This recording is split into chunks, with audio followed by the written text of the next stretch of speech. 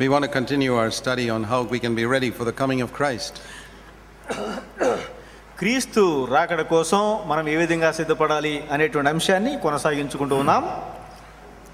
Even though lots and lots of believers speak about the second coming of Christ, as we study God's word, we'll find very few are really ready for it. క్రీస్తు రెండవ రాకడ గురించి ప్రసంగాలు చేసేవాళ్ళు చాలామంది ఉన్నారు, కానీ వారి ప్రసంగాలు మనం పరిశీలన చేసినప్పుడు నిజమైనటువంటి రాకడ ప్రసంగాలు చేసేవాళ్ళు చాలా తక్కువగా ఉన్నారు. And the reason is that they have not read God's word carefully. ఎందుకంటే దేవుని వాక్యాన్ని వారు జాగ్రత్తగా పరీక్షించి పఠనము చేయడం లేదు. We can think of the day when we stand before the Lord like a final examination. ఎందుకంటే దేవుని వాక్యమే మనకు చిట్ట చివరి పరీక్షగా ఉంటూ ఉన్నది. In 2 Corinthians in chapter 5, రెండవ కొరింథీ 5వ అధ్యాయంలో మనం గమనించినట్లయితే we read like this. మనము చదువుతున్నాము. Verse 10. 10వ వచనంలో, We must all appear before the judgment seat of Christ, that everyone may be rewarded for his deeds which he did in the body, according to what he has done, whether good or bad.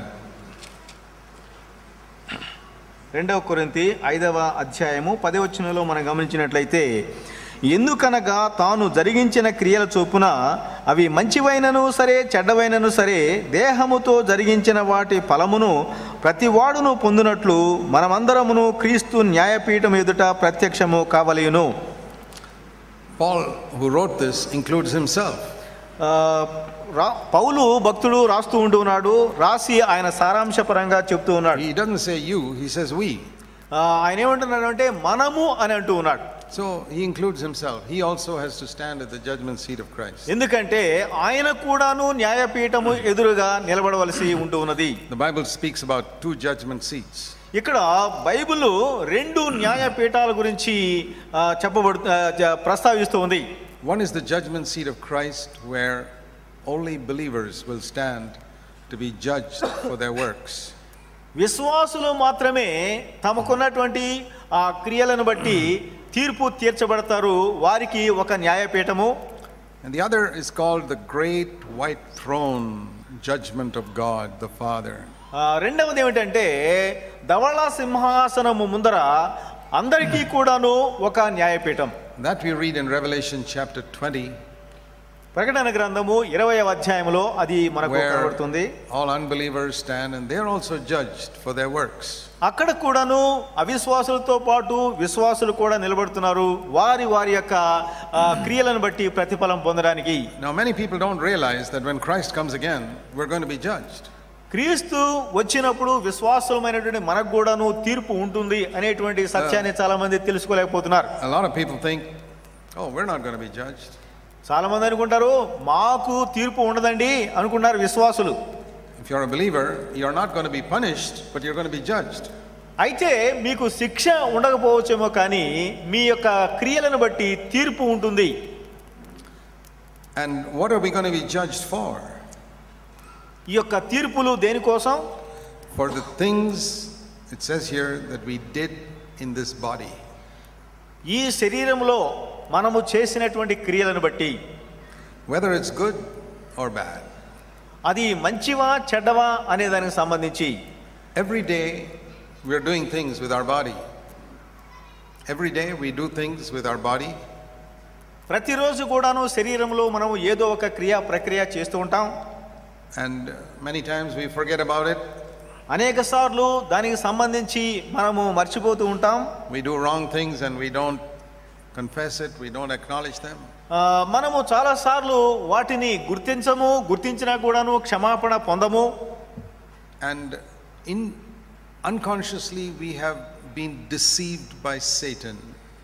మనకు తెలియకుండానే సాతానుడు మనలను మోసగిస్తూ ఉన్నాడు. Into thinking that because we have forgotten about it, God has also forgotten about it. వాడు ఏమని మనకు శోధన పెడతాడంటే మనం మర్చిపోయాము, దేవుడు కూడా మర్చిపోయాడులే మీ క్రియల గురించి. There are many verses in scripture that Christians don't take seriously. కొన్ని వచనాలు ఉన్నాయండి దేవుని వాక్యంలో, వాటి ప్రకారము క్రైస్తవులు తీవ్రముగా వీటి గురించి పట్టించుకోవడం లేదు. See, this whole chapter is talking about believers. ఎందుకంటే ఈ అధ్యాయం అంతా కూడాను విశ్వాసుల గురించి మాట్లాడుతూ ఉంది. He says, for example, in verse 2, we longing to be clothed with our dwelling from heaven. రెండవ వచనంలో మనం గమనించినట్లయితే మనము ఆ పరలోకంలో ఉన్నటువంటి ఆ నివాసం కోసము మనము ఎంతో అపేక్షిస్తూ ఉన్నాం. That's referring to believers, not unbelievers. అది విశ్వాసులకు సంబంధించినటువంటి వచనము, అవిశ్వాసులకు సంబంధించిన వచనం కాదు. Verse 7. 7వ వచనంలో we walk by faith and not by sight. That's referring to believers. మనము వెలుచూపు ద్వారా కాకుండా విశ్వాసం ద్వారా నడుచుకుంటున్నాం. ఇది కూడాను విశ్వాసులకు సంబంధించినటువంటి విషయమే. Verse 8. 8వ వచనంలో we are happy to be absent from the body and at home with the Lord. దేహమును విడిచిపెట్టి ప్రభువు వద్దకు నివసించాలని చెప్పని ఇష్టపడుతున్నాం. That's also referring to believers. ఇది కూడాను విశ్వాసులకు సంబంధించిన విషయమే. And verse 9. 9వ వచనం, our ambition is to be pleasing to him. ఆయనకు ఇష్టముగా జీవించాలి, నివసించాలి అనేదే మన యొక్క ఆకాంక్ష. See, that's also referring to believers. అది కూడాను విశ్వాసులకు అనుసంబంధితంగా ఉంది. Why do we want to be pleasing to him? ఎందుకు ఆయనకు ఇష్టపూర్వకంగా మనం జీవించాలి?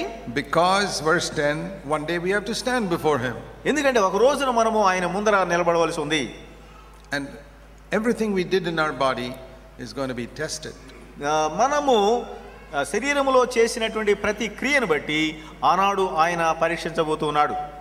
In 1 Corinthians chapter 3, 1వ కొరింథీ 3వ అధ్యాయములో గమనిస్తే Paul says the same thing. పౌలు ఇదే మాట మళ్ళీ అక్కడ కూడాను చెబుతూ ఉన్నాడు. Why does he write this to the Corinthians? కొరింథీయులకు ఈ మాటలు ఎందుకు రాస్తూ ఉన్నాడు? Because many people in the Corinthian church were living as though there will be no final judgment. ఆ సంఘంలో చాలా మంది క్రైస్తవులు విశ్వాసులు చివరి న్యాయపీఠ తీర్పు లేదన్నట్టుగా వారు జీవిస్తూ ఉన్నారు. And when I look at many believers today, I find they also live in the same way. Everything is forgiven, so God will not judge me at all. ఈనాడు చాలా మంది విశ్వాసులు కూడా దేవుడు మనల్ని క్షమించేశాడు, మనకు చిట్ట చివరి తీర్పు అంటూ లేదు అన్నట్టుగా వాళ్ళు స్వేచ్ఛగా జీవిస్తూ ఉన్నారు.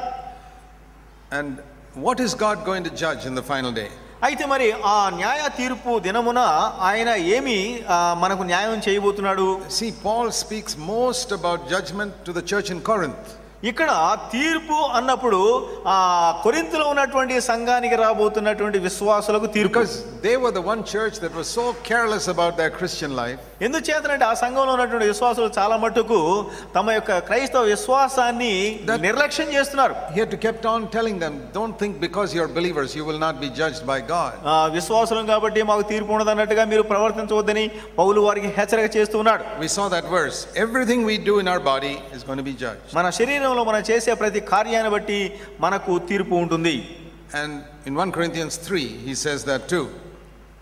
మొదటి కొరింథీ 3:2లో గమనించినట్లయితే in 1 Corinthians 3 మొదటి కొరింథీ 3వ అధ్యాయము verse 13 13వ వచనము, every man's work will become evident because the day will show it, because it will be revealed with fire, and the fire will test the quality of every man's work. 12-13 కలిసి ఉన్నాయి. తెలుగులో చదువుతున్నాను. ఎవడైనాను ఈ పునాది మీద బంగారము, వెండి, వెలగల రాళ్ళు, కర్ర, గడ్డి, కొయ్యకాలు మొదలైన వాటితో కట్టిన ఎడల వాని పని కనబడును, ఆ దినము దానిని తేటపరచును, అది అగ్ని చేత బయలుపరచబడును. So he uses a human illustration. ఇక్కడ మానవ సంబంధమైనటువంటి ఉదాహరణ పౌలు చెప్తున్నాడు. If you put gold and silver and precious stones into the fire, ఈ బంగారము, వెండి, వెలగల రాళ్ళను గనక మనము అగ్నిలో వేసినట్టయితే it will come out as gold, silver, precious stones. అది మరి బంగారం, వెండి, వెలగల రాళ్ళలాగానే బయటకు వస్తాయి. But you put wood, hay and straw into the fire, అయితే మనము గనక అందులో కర్ర, గడ్డి, కొయ్యకాలు గనక అగ్నిలో వేసినట్టయితే verse 12, 12వ వచనంలో, it won't come out like that. అది కర్ర, గడ్డి, కొయ్యకాలులాగా బయటికి రాదు అగ్నిలో నుంచి. Burnt. మొత్తం మసి బూడిదైపోతుంది. Ashes. బూడిద మాత్రమే అక్కడ మిగిలిపోతుంది. So he's saying that the actions and all of our life are going to have different results when we are judged. అందుచేత ఆనాడు మనకు న్యాయ తీర్పు వచ్చినప్పుడు, పరీక్ష వచ్చినప్పుడు మన క్రియలు అవన్నీ కూడాను తేటపరచబడతాయి. Now what is the fire going to test? అయితే ఇక్కడ అగ్ని దేనిని పరీక్షించబోతున్నది? Many people think, I have done so much for the Lord. చాలా మంది అనుకుంటారు ప్రభు కోసం నేను చాలా చేసేసానండి. I've given out thousands of tracts. ఎందుకంటే కొన్ని వేల కొలది పత్రికలు పంచిపెట్టాను. I've given so many hundreds of rupees to నేను God's మరి work. క్రీస్తు కోసం అని చెప్పని కొన్ని వేలు లక్షలు కూడాను ఖర్చు పెట్టాను. It's all quantity. ఇదంతా కూడాను రాసి మొత్తం Thousands of tracts.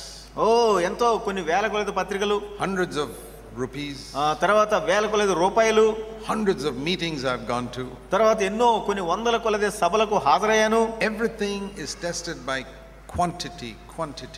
మొత్తం నేను చేసినటువంటి మొత్తము ఎంత అన్నట్టుగా మనం ధీమాగా ఉంటాం.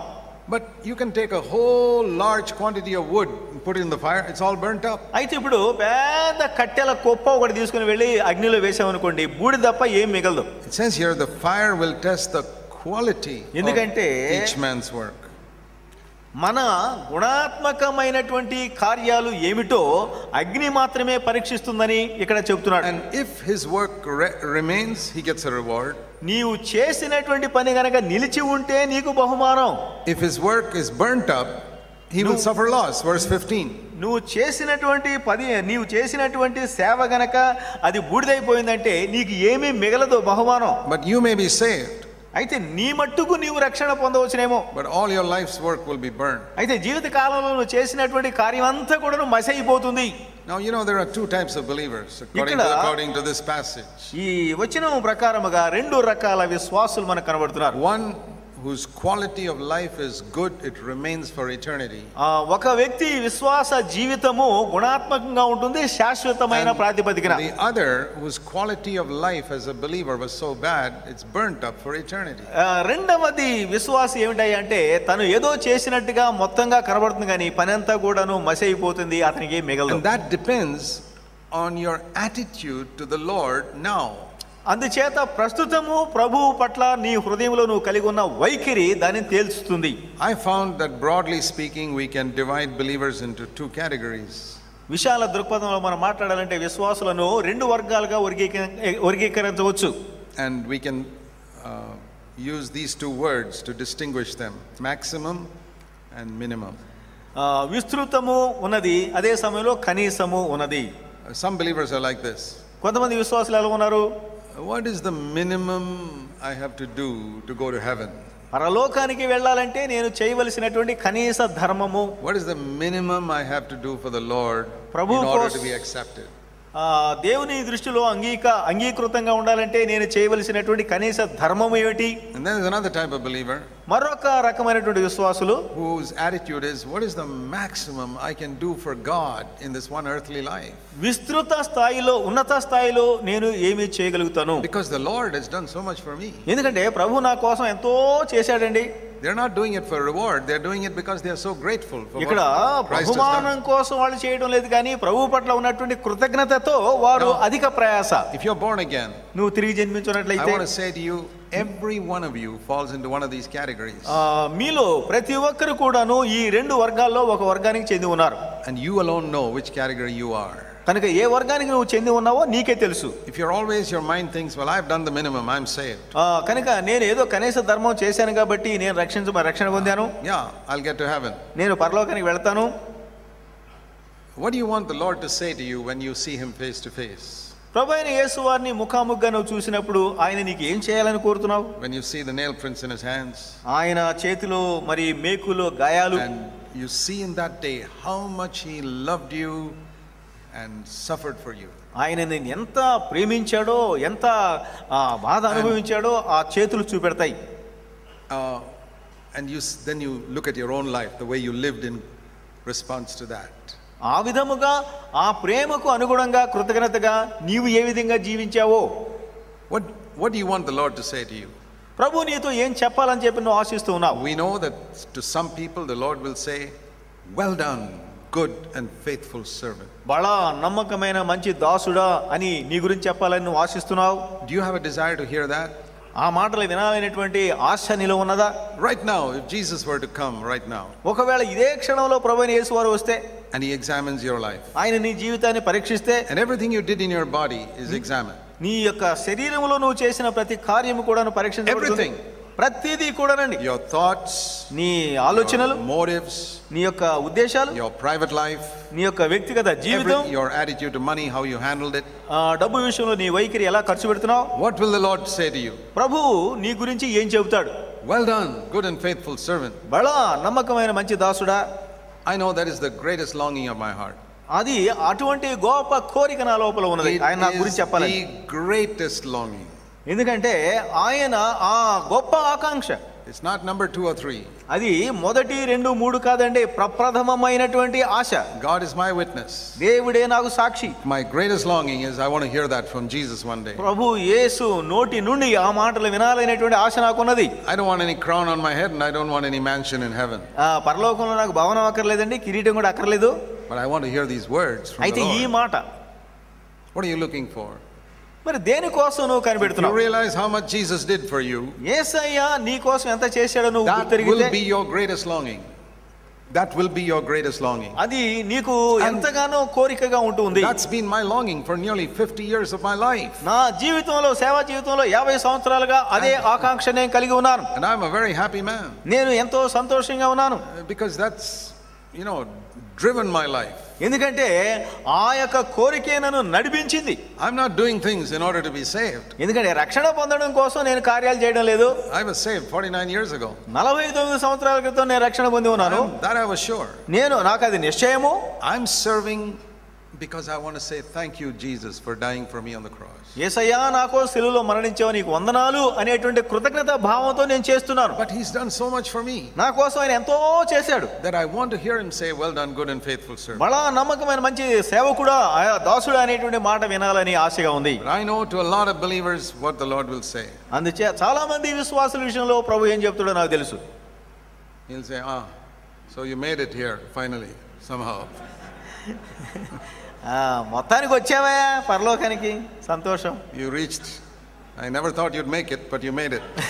పరలోకానికి వస్తావని చెప్పని నేను అనుకోలేదు, కానీ మొత్తానికి వచ్చేసావు. Somehow you scraped through. కనుక ఏదో ఒక విధంగా దుడిదారున ఎటో మొత్తానికి దొరబడ్డావు. It's like pass marks of 40, you got 40.5.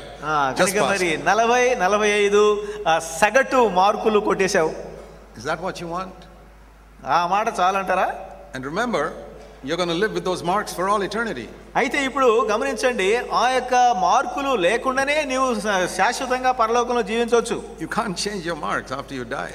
నువ్వు మరణించిన తర్వాత ఆ మార్కుల శాతం నువ్వు పెంచలేవు. If you got 40 on earth, that's your score for all eternity. భూమి మీద నీకు 40% వచ్చినట్లయితే శాశ్వతంగా పరలోకంలో అదే శాతం మిగిలి ఉంటుంది. If I can't get 100, I want to try for at least 99. 100 మార్కులు నేను పొందలేకపోయినాగా కనీసం 99 మార్కుల కోసం నేను ప్రయత్నించాలి. How many marks do you want your children to get at school? స్కూల్లో మీ పిల్లలు ఎంత శాతం మార్కులు పొందాలని ఆశిస్తున్నావు? You tell me, are you happy if they get 40% in every subject? 40% కనుక వాళ్ళు ప్రతి సబ్జెక్ట్ లో పొందితే మీకు సంతోషమా? Say, well done son, you got promoted to the next class. ఏదలేరా పిల్లోడా, పైకి వచ్చావు, క్లాస్ పైకి ఎక్కావు. No. ఆ విధంగా నువ్వు There are students in school like that. చాలా మంది విద్యార్థులు ఆ విధంగా స్కూళ్ళలో ఉన్నారు. Supposing 40% of pass marks. 40% మరి ఉత్తీర్ణ mark. And one child got 40%. ఒక పిల్లవాడికి 40 వచ్చాయి. Another child got 99%. మరొకడు 99 మార్కులు కొట్టేశాడు. Who is more happy? Tell me. వీళ్ళిద్దరిలో ఎవరు ఎక్కువ సంతోషంగా ఉన్నారు చెప్పండి? The one who got 40% or the one who got 99%? 40 వచ్చినాడా 99 వచ్చినాడా? No. It's the one who got 40% who's happy. 40% వచ్చినోడే సంతోషంగా ఉంటాడు. He says, I thought I'd fail, but I passed. ఆడనుకున్నాడు నేను తప్పిపోతాను అనుకున్నాడు. మీరు పెద్దగా అరిస్తే తెలుగోళ్ళు దెబ్బతింటారు. The person who's got 99 is unhappy. కనుక మెల్లగా కనుక ఈ 40% వాడు ఏమనుకున్నాడంటే అసలు ఫెయిల్ అయిపోతారా అనుకున్నాడు. మొత్తాన్ని పాస్ అయ్యాడు కాబట్టి వాడే సంతోషం. But the one who's got 99 is so unhappy. అయితే 99 వచ్చినోడికి మాత్రం కొంచెం బాధగా ఉంటుంది. He's, oh dad, I missed it by 1%. ఆ ఒక్కడు కూడా నేను సంపాదించాల్సింది 100 మార్కులు కొట్టేయాల్సింది. It's like that. ఆ విధంగా ఉంటుంది. Two types of believers. రెండు రకాల విశ్వాసులు. One who are happy with 40%. ఒకళ్ళేమో 40%తో సరిపెట్టుకుంటే I passed. ఏదో కదా పాస్ అయిపోయాను. I got a last seat in heaven, somehow I got it there. పరలోకంలో సీట్లన్నిట్లో చివరి సీట్ అన్నా దొరికింది, సంతోషం. And there are others even if they get 99%, 99% పొందినటువంటి వాళ్ళు they're not happy. వారికి అంత సంతోషం ఉండదు. What do I mean by that? ఇక్కడ ఏం చెప్తున్నానో గమనించండి. They seek to live in purity every day. ప్రతి దినము కూడా పవిత్రంగా జీవించాలనేటువంటి ఆశ వాళ్ళలో ఉంది. During the day they had one bad thought for 5 seconds. ఒక 5 సెకండ్లు ఒక చిన్న చెడ్డ తలంపు వచ్చింది అనుకోండి దినములో, They missed 100 for that day. ఆ దినమున 100% మార్కులు పోయినట్టుగా They got 99. వారికి 99 వచ్చినట్టు. And they weep at night on their pillow. ఆ రాత్రి వారు దిండు కింద తలదూర్చి మరీ ఏడుస్తారండి. Why should somebody who got 99% weep at night? 99 మార్కులు వచ్చిన వాళ్ళు రాత్రి కూడా ఎందుకు ఏడవాలండి? And that fellow who got 40% is sleeping happily. ఆ 40% వచ్చినడేమో గుర్రు పెట్టి నిద్రపోతుండు. But this chap is not aiming for pass marks. అయితే ఇతను కేవలము పాస్ అవడం కోసం ప్రయత్నించడం లేదు. He's aiming for 100%. 100% కోసం ప్రయత్నం చేస్తున్నాడు. See, these are two entirely different categories of believers. కనుక విశ్వాసులో ఈ ఇరువురు ఎంతో వ్యత్యాసంతో కూడినటువంటి వారు. That's the person who's ready for the coming of Christ. అలాంటి వ్యక్తి క్రీస్తు రాకడ కోసం సిద్ధంగా ఉంటాడు. And you know, if he aims like that, అతడు ఆ విధముగా గనక లక్ష్యంగా పెట్టుకుంటే he can finally get 100%. చిట్ట చివరికి 100% తప్పకుండా పొందుతాడు. Because he's so careful. ఎందుకంటే ఎంతో జాగృతి. And ultimately everything he does is gold, silver and precious stone. చిట్ట చివరిగా తాను చేసిన క్రియలన్నీ కూడాను బంగారము వెండి వెలగల రాళ్ళుగా మిగులుతాయి. If you're not living like that, నీవు గనక ఆ విధంగా జీవించకపోయినట్లయితే, I want to encourage you from today onwards, ఈ start దినం living నుంచి like that. మీరు ప్రారంభించండి, 100% కోసం ప్రయత్నం చేయండి అని ప్రోద్బలం చేస్తున్నాను.